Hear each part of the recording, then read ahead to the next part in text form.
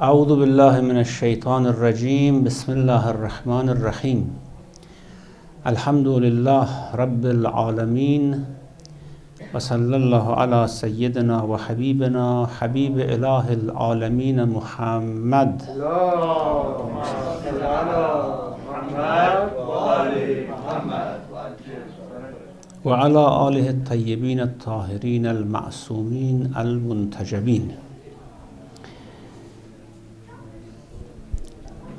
Now, tonight we want to go through the wish list of Imam alayhi salam, the requests he's making after the beautiful munajat, praise and whispering to Allah. Now he puts forward his wish list. Last night we talked about what he asked about the heart and Allah, what sort of pleasures Allah should give him in his heart. Now, we go through the list as Imam alayhi salam has put it in his dua, because even the order of this list is very important. It shows what has priority. Of course, in dua you may just put things together without any order. However, the way he starts is very interesting, and through this wish list of the Imam, you would see that he moves from dunya to akhirah, from akhirah to dunya. Once he asks about dunya, once he asks about akhirah, just telling us that both are the same thing. It's not that we should separate dunya, saying that we don't want anything in this dunya, everything in akhirah. It proves us wrong if we think in that way. Yes, there is one dunya which is a blameful dunya, and that is the dunya which drowns us in it. That's blameful. We have to blame that dunya. But there is one dunya which is our support. Ni'mal aun ala taqwa al ghina. Having ghina. Ghina is to be rich, to have amenities in this world. To have amenities in this world, to be rich, not in need, not to be poor, not in poverty, is a good support for taqwa.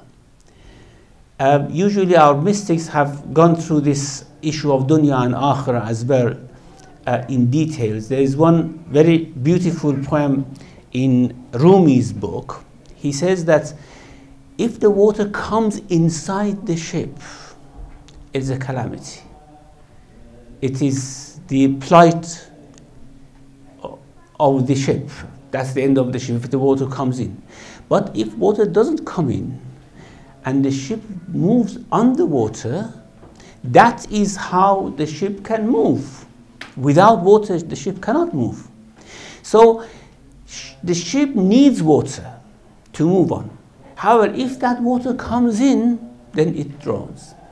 The same thing about dunya. We need dunya. We need to have amenities. We need to have all sorts of provisions in this life. However, if it comes inside our hearts and then it becomes an end rather than a means, then that's dangerous. Then that's the end of us. Then it takes us far away from Allah subhanahu wa ta'ala. So, as I said, the dua, you would see the Imam doesn't distinguish between dunya and akhirah. He asks everything for dunya, for akhirah, but a dunya which does not drown him, which does not absorb him into itself. A dunya which is a support for akhirah, we'll see that. I mean, the way he asks for dunya, the way he asks for riches, the way he seeks refuge from poverty, from need, from all these things, we would see it shows that Imam alayhi salam is actually not differentiating. And in one of the sentences that he mentions, that we will deal with that later, but just one phrase of that, one expression, he says, Allahumma a'tini basiratan fi dinik, until he says, wa kiflayn min rahmatik. I want a double share from your rahmah. Now this double share, kefl is share. At the end of Surah Hadid, we have this verse that Ya ayyuhalladhina amanu attaqullah wa aminu bi rasulihi يُؤْتِكُمْ كِفْلَيْنِ مِنْ رَحْمَتِهِ. O you who believe, fear God, and believe in the Prophet. That means whatever Prophet says, follow him. Don't say, is this revelation? Is this your own view? Or whatever this is about that time. And now about the sunnah of the Prophet, of course. وَآمِنُوا بِرَسُولِهِ يُؤْتِكُمْ كِفْلَيْنِ مِنْ رَحْمَتِهِ. He gives you a double share of his mercy. وَيَجْعَلْ لَكُمْ نُورًا تَمْشُونَ بِهِ. And he will provide you with a light that you can move. In the light of that, you can find your way. وَيَغْفِرْ لَكُمْ وَاللَّهُ غَفُورٌ رَحِيمٌ. Now the exegetes have discussed a lot about what is this كَفْلَيْنِ مِنْ رَحْمَتِهِ, a double share. The best explanation that I have seen is explaining this with the verse that we have in Surah Baqarah. رَبَّنَا آتِنَا فِي الدُّنْيَا حَسَنَةً وَفِي الْآخِرَةِ حَسَنَةً. Give us hasana, give us good in this world and in the next world. So, because this world is just a prelude to the next world. This world is what makes the next world for us. So, we have to have a wholesome life in this world as well. Although we have to be patient if things go wrong, if things are not according to what we wish. However, we have to try our best to make a nice and good society for ourselves, for our children, for Muslim community, for everyone, so that they can flourish in it and go towards Akhirah without neglecting God. That's very important. And why dunya is blamed so much in religious tradition? Because usually the dunya make people to neglect God. That is the wrong dunya. That's when the water comes inside the ship. That's the bad water, so to speak. As long as the water is a support for the ship, as Rumi says, as long as the water is support for the ship, that's what the ship needs, and that the ship needs. If the ship doesn't move on the water, it cannot move at all.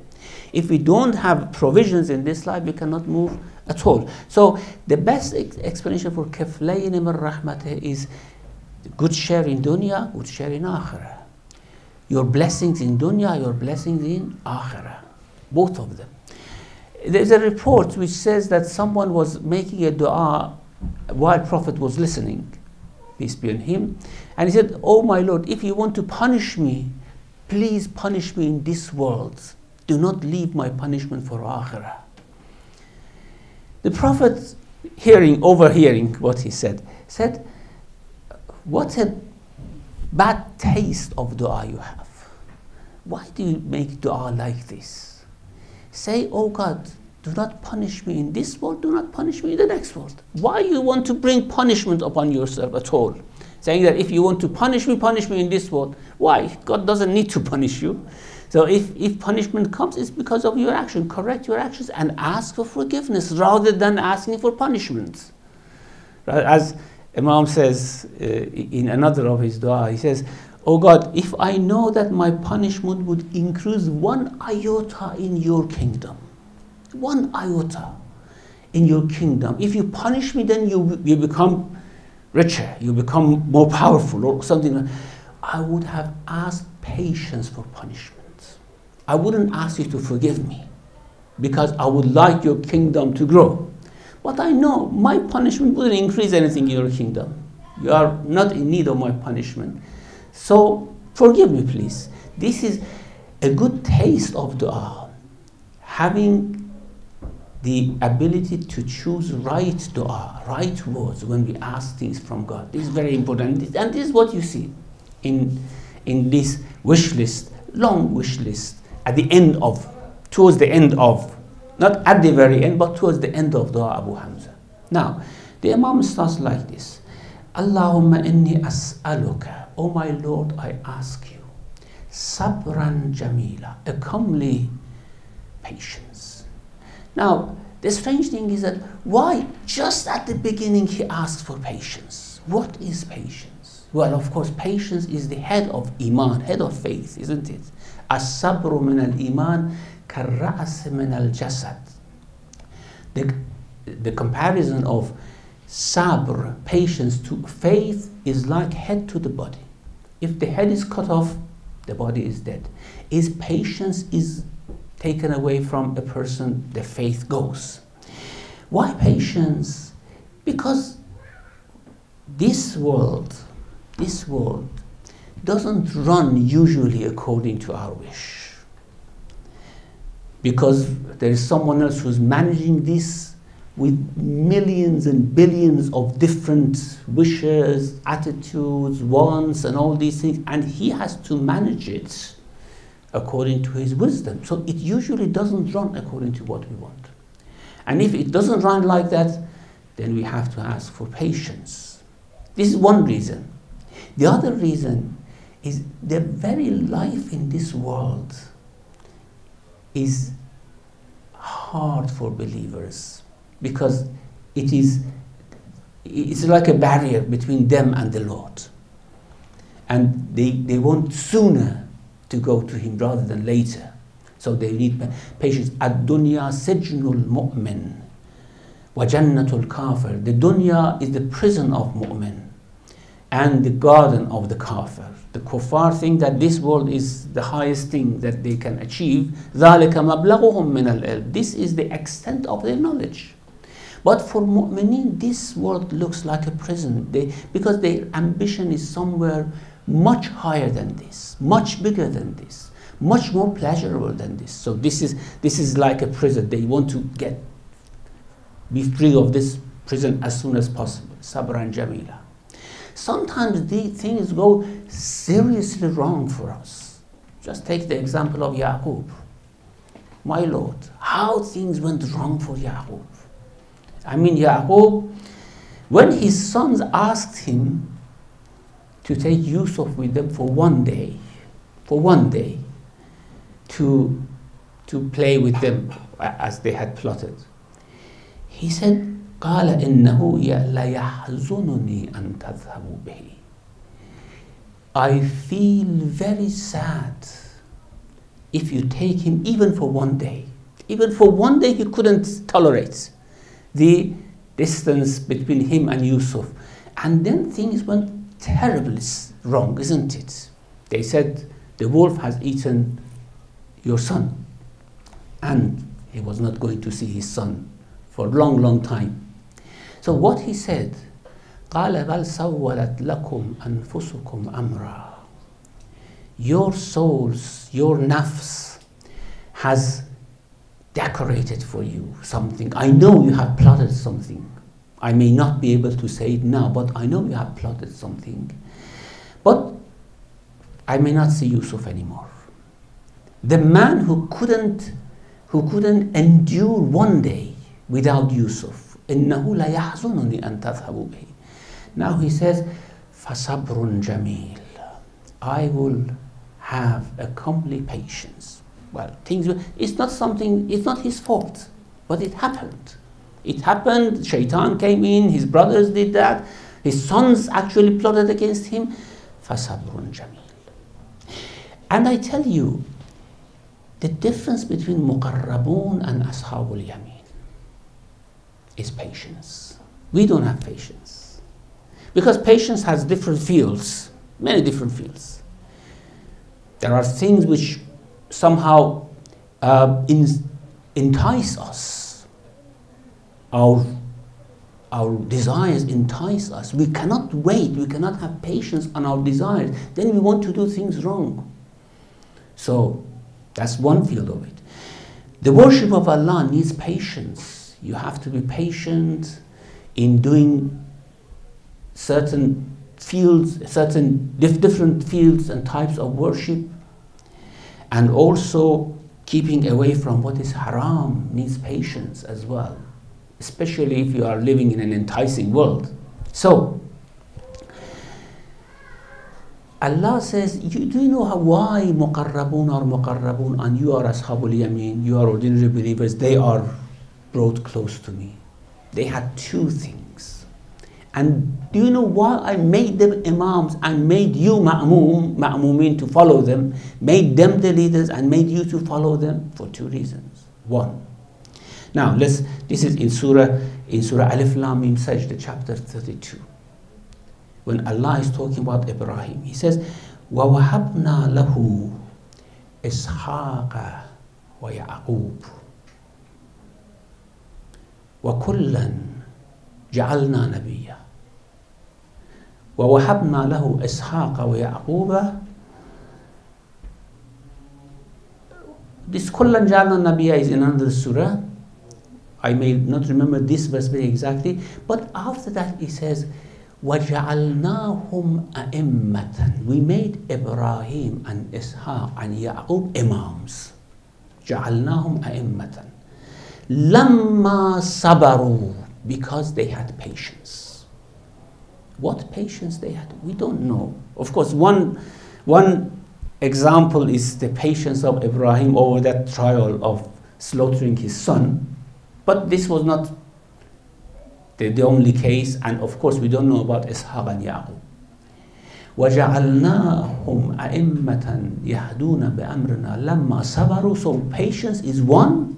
The second, وَكَانُوا بِآيَاتِنَا يُوقِنُونَ. They had yaqeen in our science. They had yaqeen. Yaqeen is certainty. We don't have it. Just look into your heart. You see that yaqeen is not there. And that's why we waver. That's why we waver lots of times. So one of the best things that we can ask is, Ya Allah, give us certainty, give us yaqeen. أبرئ قلبي, as we have in this dua, أبرئ قلبي من الرياء والشك. Purify my heart from this doubt which always comes in it. If it goes away, or in Surah Anbiya, وَاذْكُرْ إِسْمَاعِيلَ وَالْيَسَعَ وَذَا الْكِفْلِ. Make a mention of Ismail and Al-Yasa', Joshua and Al-Kifl. كُلٌّ مِّنَ الصَّابِرِينَ. All of them were from Sabirin, from the patience. So, the first thing Imam asked, Allahumma inni as'aluka sabran jamila. And if things go wrong, وَفَرَجًا قَرِيبًا.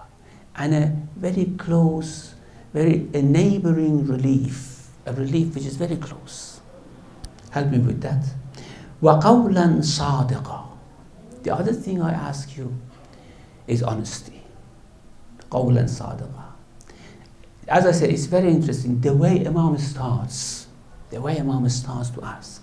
صَبْرًا جَمِيلًا, فَرَجًا قَرِيبًا, قَوْلًا صَادِقًا. Now, what is honesty?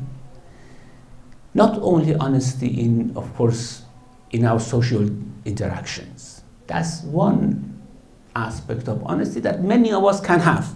That's not very difficult. There are deeper aspects of honesty that we cannot have. Now, what, for example, you say, La ilaha illallah. There is no God to be worshipped but Allah. Now, this should appear in your heart. It's not just something coming from the tongue. It should appear from, it should manifest itself in your heart. It should manifest itself in your actions. وَلَقَدْ فَتَنَّ الَّذِينَ مِنْ قَبْلِهِمْ. Anyone saying, I believe in you, God, Allah says, okay, you believe in me, let me see if you are truthful or not. وَلَقَدْ فَتَنَّ الَّذِينَ مِنْ قَبْلِهِمْ. This is at the beginning of Surah Al-Ankabut, isn't it? أعوذ بالله من الشيطان الرجيم بسم الله الرحمن الرحيم ألف لام ميم أحسب الناس أن يتركوا أن يقولوا آمنا وهم لا يفتنون. Do people think that they say we believe in you, then we do not try them to see whether they are truthful or not truthful? Because as long as we are not tried, all of us can say the same thing. But وَلَقَدْ فَتَنَّ الَّذِينَ مِنْ قَبْلِهِمْ. People of previous faiths, when they said we believe, we tested them. Look how Banu Israel were tested. And what was the outcome of that? Do you think we are not going to do the same thing with you as we did with Banu Israel? Are you different from them? Are you better from them? No. We will test you. You say, I believe. This is in terms of community and society and individually. You say, I believe, oh God, I love you. I like to be your servant. I'm your true believer. Okay, let me see. A few incidents come, and then we are tried, we are tested. So, what Imam says, I want is قولا صادقا فلا يعلمن الله الذين صدقوا. Then Allah revealed who is an honest person, who is a dishonest person. In Surah Baqarah there is a very beautiful verse. It says ليس البر أن تولوا وجوهكم قبل المشرق والمغرب. You talk about, you see, I think we have to put this in the context. After the Qibla was changed for believers, for the believers. You see, at the beginning, the believers were praying towards the Jerusalem.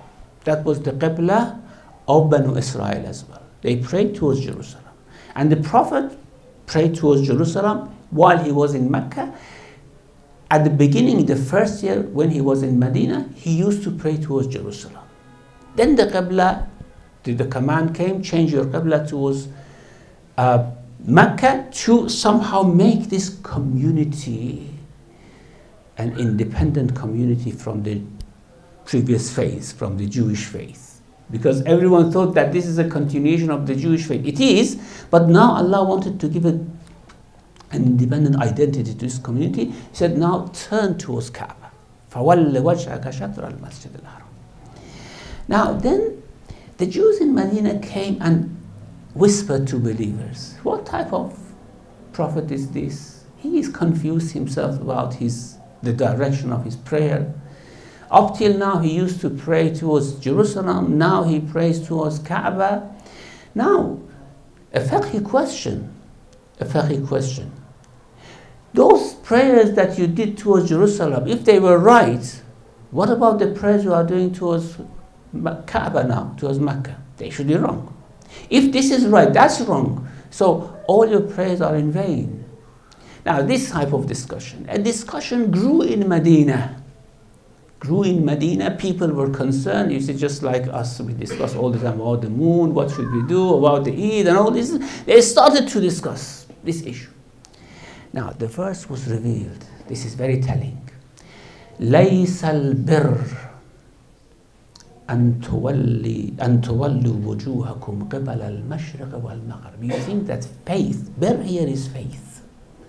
You think that faith is to turn your face towards east or west? No, this is just a community thing we are telling you. You have to follow it. This is what Prophet commands you. But do you think that whoever prays towards east is better than those who pray towards west or vice versa? No, faith is not this. وَلَكِنَّ الْبِرَّ. Let me define faith for you. Faith is to believe in God, in His book, in the day of judgment, وَآتَ الْمَالَ عَلَى حُبِّهِ. And because of love of God, for love of God, you give away whatever you have to orphans, to the needy, to people who are struck with poverty, and also to go for jihad, to follow the Prophet. These are elements of faith. And then at the end, the verse is, أُولَٰئِكَ الَّذِينَ صَدَقُوا. These are the honest, faithful people, not those who just talk about east and west. And also I tell you, not discuss all about when is Laylatul Qadr, which night is Laylatul Qadr. It's good, we have to know, but the true faith, Allah is looking into our hearts. That's the important thing. This very famous hadith of the Prophet, peace be on him, إِنَّ اللَّهَ لَا يَنْظُرُ إِلَىٰ صَلَاتِكُمْ وَلَا صَوْمَكُمْ يَوْمَ الْقِيَامَةِ. Allah does not look at your salat or your fast on the day of judgment to judge you. Because salat and fast could have been done with any intention. وَلَكِنَّهُ يَنْظُرُ إِلَىٰ قُلُوبِكُمْ. He looks into your hearts. With what honesty, with what depth, with what intention you perform them. He looks into the heart. And that's why many of us do fast, do pray. It doesn't give that effective result which for other people is there. So, the other thing I want from you is qawlan sadiqan. I want honesty. Honesty in my faith. This is honesty in faith. I want honesty in my faith. And the more honest a person is, the more reward. And that's why I said, وَأَجْرًا عَظِيمًا. I want great reward. Now, it's very interesting. Everywhere in this dua, Imam says, I do not deserve anything. Even I do not deserve that you listen to me. Now, here he says, I want a great reward. You see, this is the difference of the heart in different situations. Now, Imam is looking at Allah's generosity. I want great reward. Ajran azim. Ajran azim for what? Great reward for what? Great reward for life. This life is very cumbersome, isn't it? It's very difficult. You see all these concerns, worries, problems, patience, all these things. Give us reward. And the beautiful thing about God is that He has given us all these blessings Himself, and then He says, I give you reward if you use them. There's one very beautiful piece of dua in Sahifa Sajjadiyya, again from Imam Zainul Abidin. He says that, أنت الذي وهبتنا ثم كنت من الذين وهبت من المستقرين. Something like that. You are the one who has given us everything. And then you say, you tell us, as if we own it, give me some loan. Give me some, of course, give me some loan. We cannot give anything to Allah. He says, give it to my servants who are in need, as a loan to me. مَنْ ذَا الَّذِي يُقْرِضُ اللَّهَ قَرْضًا حَسَنًا. This is a bewildering sort of a statement in the Quran. Who is the one who gives a loan to Allah? A good loan. Not with interest, not to trouble people with that loan. Who is the one who gives good loan to Allah? Ya Allah, should we give you loan? You have given us everything. What is the meaning of we should give you loan? He says, okay, if you give it to this person which is in need, to your brother, to your sister or relatives, I take it upon myself as a loan you have given me. Now, there's a double delicacy and beauty here. First of all, the person who is in need is a substitute for Allah, isn't it? You give to him. Don't think you are giving it to him. You are giving it to me. I take it from you. I take it from you. Because this servant of mine, that means Allah is so merciful, paying so much attention to a person who is in need, who says that this is my substitute. You give it to him, it's as you have given it to me. One thing. Secondly, what I have given you belongs to you. But now give some loan to me. And then if you give me loan, I give you 700 times interest. 700 times. What percentage is it? 70,000%, isn't it? 70,000% a year I'll give you. If you give me your money as a loan. Now the Imam says, you are the one who has given us. And then you say, give me a loan. This is really, no one in the world would deal with another person like this when Imam is counting the bounties of Allah subhanahu wa ta'ala. No one in this world treats another person like this. And then Imam says, if anyone in this world treats someone else like this, we would say that he is an honorable person, he is a generous person. And now you are doing this to us, to everyone you are doing this. So, وَأَجْرًا عَظِيمًا. Then, this is a very ambitious dua. أَسْأَلُكَ اللَّهُمَّ مِنَ الْخَيْرِ كُلِّ. I want all the good. مَا عَلِمْتُ مِنْهُ وَمَا لَا أَعْلَمُ. Whatever I know, whatever I do not know. There are many goods in this world that we know about. In our heart, in our body, in our soul, in our community, in our family, everything. We know. These are the goods that we know. But there are certain goods that we are even unaware of completely. We are absolutely negligent of those goods. So we lose out if we don't ask for them. So the Imam says, I ask you from all good, what I know about, what I do not know about. Anything that you know about is good, I ask that as well. Now here, as I said, here Imam is the hopeful Imam, is the hopeful supplicant. He's supplicating with hope. That he is seeing the generosity, he is seeing the ocean of magnanimity, and he asks, I want everything, my Lord. And then I don't want it only for myself. You see, this seems so greedy, isn't it? But it's very beautiful when you talk to your Lord. Very beautiful. I don't want it only for myself. Ya ajwada man, ya khayra man su'al, wa ajwada man ata. Or the foremost, the best of those who ever has been asked and requested, and has been requested. Or the most generous who has ever given anything. I ask you all these for myself. As'aluk a'tani soli. Give me what I ask you. For myself, fi nafsi, wa ahli, to my family, wa walidayya, to my parents, wa waldi, to my children, wa ahli khuzanati, and those who know me, who are close to me, wa ikhwani fik, and to all believers. So, at the beginning, because now a long list is going to come, he says, whatever I'm asking you, I don't want it only for myself. I want it for everyone. I want it for all my family, for children, for community, for everyone I want it. وَأَرْغَدْ عَيْشِي, and make my life rich. Now, this is very beautiful. Make my life rich. Usually the quality of our life is very poor. Is very poor. We don't enjoy life. We don't take the reasonable benefit from our lives. We destroy our hours. We destroy our time. Now, here, Arqat Aishi, enrich my life. Now, this enrichment can be in any field, any direction.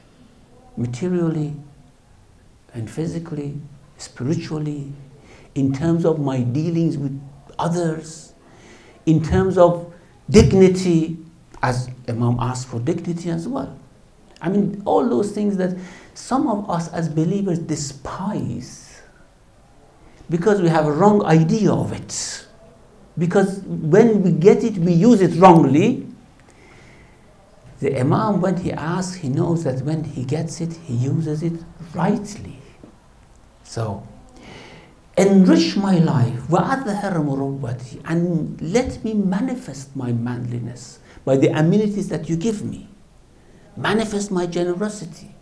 All good qualities that you have given me, give me the opportunity to manifest it so that everyone can see. Of course, this would not bring me arrogance. And in one of the du'as, in Dua Makarimul Akhlaq of Sahifa Sajjadi, Imam says that, do not raise me 1 degree in dignity in eyes of people. I want dignity in eyes of people, certainly. But do not raise me 1 level of dignity in eyes of people unless you make me to humble in myself the same degree. So the more you give me dignity in community, the more I want humility in my own heart towards you. So this would be balanced. The dignity and humility would be balanced with each other.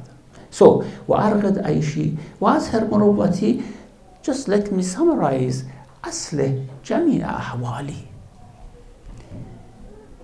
rectify, correct all my affairs. Everything which is related to me, I want you to correct it. أَصْلِحْ جَمِيعَ أَحْوَالِي.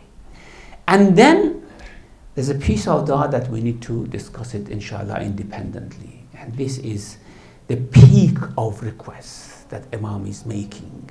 And this is something that Allah has given to A'imma already, but Imam is actually generalizing to everyone that we should ask that as well. Inshallah, we'll deal with that tomorrow. But just as a prelude, he says, I want a long life with good acts. وَاجْعَلْنِي مِمَّنْ أَطَلْتَ عُمْرَهُ وَحَسَّنْتَ عَمَلَهُ. Make me from those who you have prolonged their lives and you have made their acts good. Because otherwise, they are contradictory, they are not good. In a dua in Sahih Sajjadi, Imam says, give me life as long as my life is used in your obedience. As soon as it becomes a grazing land for shaitan, please cut me off. Do not allow me to go on. So I don't want just long life. Long life is sometimes just a trouble, isn't it? I mean, when you get older and older, you are trouble for yourself, you are trouble for your family, you are trouble for, I mean, in every aspect. So just a long life is not something which we should ask. A long life which we spend nicely, So even 1 minute that we spend nicely is more valuable than a whole life that we just squander. Our problem is, I'm talking about myself, I'm not talking about you, because there's a parable in Persian that said the kafir thinks that everyone is like him. So when I say us, I mean myself all the time. Please do not be offended.